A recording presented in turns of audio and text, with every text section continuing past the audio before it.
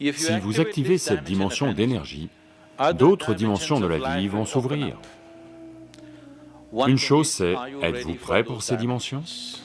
Le Kundalini Yoga, dans son essence, est la forme de yoga la plus dangereuse. Je dis dangereuse parce que c'est aussi la plus puissante. Pour sauter dans un abîme, vous devez être fou, ou vous devez avoir extrêmement confiance en quelqu'un.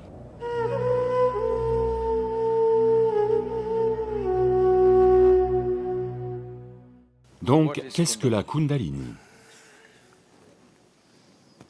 Là, maintenant, je parle, c'est la Kundalini.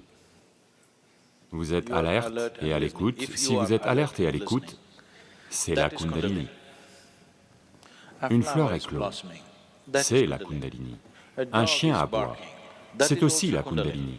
Ou en d'autres termes, la force vitale fondamentale de l'existence, on l'appelle Kundalini. Maintenant, dans le système humain, si vous regardez ceci comme une sorte de paquet de vie, c'est un fragment de vie. Ce fragment de vie est emballé d'une certaine manière, avec des couches de cette énergie. Une des dimensions de l'énergie prend vie immédiatement, parce qu'elle est nécessaire à votre processus de survie. Les autres dimensions de l'énergie ne vont pas prendre vie, à moins que vous n'y fassiez quelque chose, à moins que vous n'en soyez conscient et ne les activez d'une certaine manière, elles n'apparaissent pas, elles restent dormantes. L'énergie dormante est bien plus grande que l'énergie qui est utilisée en ce moment. Pour prendre soin de votre processus de survie, pour vivre une vie physique complète, pour vivre une vie physique et intellectuelle complète, vous n'avez à activer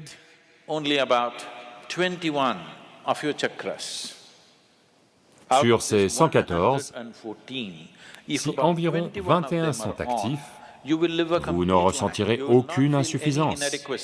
Vous vivrez une vie physique complète. Il n'y aura aucun problème avec votre vie. Vous allez penser que vous êtes une grande réussite, mais vous n'êtes que 21, c'est-à-dire moins de 21% sur 114, moins de 20%. À moins de 20%, vous vous sentirez une vie complète, sans aucune insuffisance. Le pourcentage restant de la vie, de quoi s'agit-il? Ce n'est même pas nécessaire, si votre intention est juste de bien vivre. Si vous activez cette dimension d'énergie, d'autres dimensions de la vie vont s'ouvrir. Une chose c'est, êtes-vous prêt pour ces dimensions? La question n'est pas de savoir si c'est bien ou mal, la question c'est juste, êtes-vous prêt pour ça? Parce que même si les meilleures choses de la vie arrivent dans votre vie, lorsque vous n'êtes pas prêt pour elles, ça ne sera pas une bonne chose pour vous.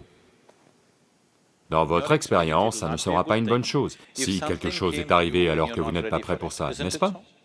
Même si c'est la plus grande chose, c'est peut-être la plus grande chose, mais ça vous est arrivé alors que vous n'étiez pas prêt pour ça. Dans ce cas, ce n'est pas une bonne chose, n'est-ce pas? Donc, êtes-vous prêt pour ça? C'est la première question. Si vous êtes prêt pour ça, que peut-on faire pour ça? Que peut-on faire pour l'activer? Il y a bien des façons de s'y prendre, beaucoup de façons. Mais le Kundalini Yoga, les gens sont-ils familiers avec la pratique du Kundalini Yoga ou... D'accord. Le Kundalini Yoga, je ne fais aucun commentaire sur personne, d'accord? Le Kundalini Yoga, dans son essence, est la forme de yoga la plus dangereuse. Je dis dangereuse parce que c'est aussi la plus puissante. La chose la plus puissante est toujours la plus dangereuse, si mal utilisée. Il y a divers types d'énergie dans le monde en ce moment. Même l'électricité est produite de très nombreuses façons. L'une des façons dont on s'y prend, c'est par le biais de réactions nucléaires, de réacteurs nucléaires plutôt. C'est la façon la plus efficace de produire de l'énergie qu'on connaisse actuellement, mais c'est aussi la façon la plus dangereuse, n'est-ce pas? Quand les choses tournent mal, elles tournent vraiment mal. Quand elles se passent bien, la façon la plus simple, et la meilleure de produire de l'énergie sur la planète est l'énergie nucléaire, à vrai dire. Mais quand ça tourne mal, ça tourne vraiment mal, à tel point que vous ne pouvez pas le corriger. Donc de même avec le Kundalini Yoga, c'est le plus puissant et c'est le plus dangereux. Sans la préparation et l'accompagnement nécessaires, sans un accompagnement expert, un accompagnement et une observation constants, personne ne devrait jamais l'essayer. Mais le problème, c'est que des livres ont été écrits sur ce yoga, et tout le monde veut faire la plus haute forme de yoga. Personne ne veut commencer par A, tout le monde veut commencer l'alphabet par Z. Cette attitude elle-même est dangereuse. Ce qui peut être une force de transformation de la vie peut devenir une force de destruction de la vie, simplement parce que, sans l'engagement, le dévouement, l'attention et la compréhension nécessaires, elle est manipulée.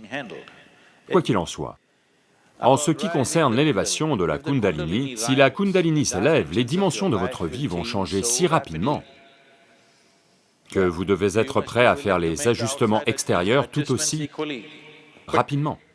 Autrement, les choses vont s'effondrer de façon importante. Dans les traditions yogiques classiques, il y a un certain type de yoga qu'on enseigne aux personnes en situation familiale. Il y a un autre type de yoga qu'on enseigne aux ascètes.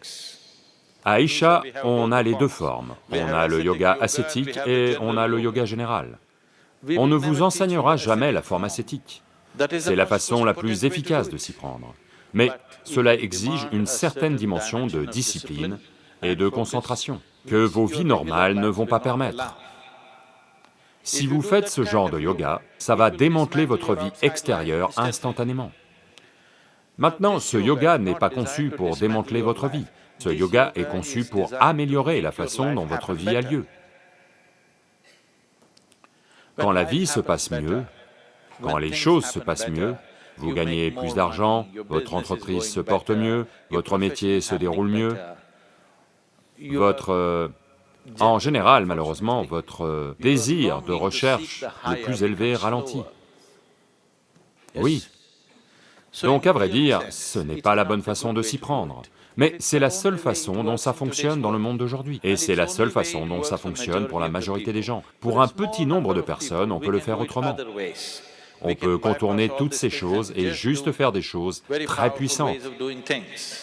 Mais cela va démanteler toutes les structures sociales qui les entourent, ce qui n'est pas bon pour tout le monde. Donc ce sont des dimensions différentes. Le Kundalini Yoga, s'il doit être pratiqué, vous devez être dans un certain type d'atmosphère. Vous ne pouvez pas vivre dans des situations sociales et faire du Kundalini Yoga. Autrement, en appelant ça du Kundalini Yoga, vous faites quelque chose de simpliste. Autrement, le Kundalini Yoga peut transformer votre façon d'être en quelques jours.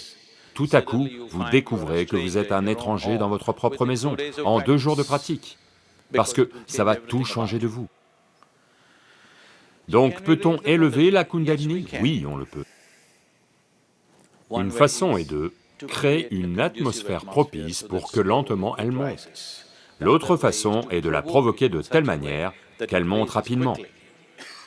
Si elle monte rapidement, alors tout change radicalement. Si elle monte lentement dans le temps, les changements vont se produire lentement. Vous serez capable de gérer ces changements dans le temps. Mais si ça a lieu très vite, alors vous ne serez pas capable de gérer les changements. Ça donnera l'impression que les choses s'effondrent. Donc il y a différentes façons de s'y prendre. Combien de façons? Il y a trop de façons, je ne vais pas entrer là-dedans. Il y a tellement de façons de le faire. Essentiellement, il y a 112 façons de le faire. Il y a 112 façons par lesquelles vous pouvez faire monter celle-ci, de la base à... Oh, pour ça, vous devez connaître la structure, autrement ça va devenir très complexe. Sur ces 114 chakras, il y en a 7 que l'on voit comme 7 dimensions. Parmi ceux-ci, 6 sont dans le corps, 1 est juste à l'extérieur du corps physique. Donc, si vous employez ces 112 méthodes, vous allez gérer les 6 chakras. Le 7e, vous ne pouvez pas le gérer. Il y a 112 façons par lesquelles vous pouvez atteindre un chakra, que l'on appelle Agna. Mais d'Agna à Sahasrara, il n'y a aucun moyen. Il n'y a aucun moyen de le faire. Vous devez juste sauter dans un abîme. Pour sauter dans un abîme, vous devez être fou, ou vous devez avoir extrêmement confiance en quelqu'un. Quelqu'un dit « saute » et vous sautez, parce que vous avez une confiance si profonde en quelqu'un que quand il dit « saute », ça doit être bon pour vous. Vous sautez simplement dans un puits sans fond.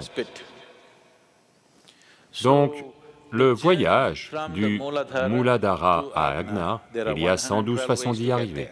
Mais d'ici à là, il n'y a aucun moyen. C'est juste un saut qui peut avoir lieu dans la confiance, la dévotion ou la folie. Le choix vous appartient.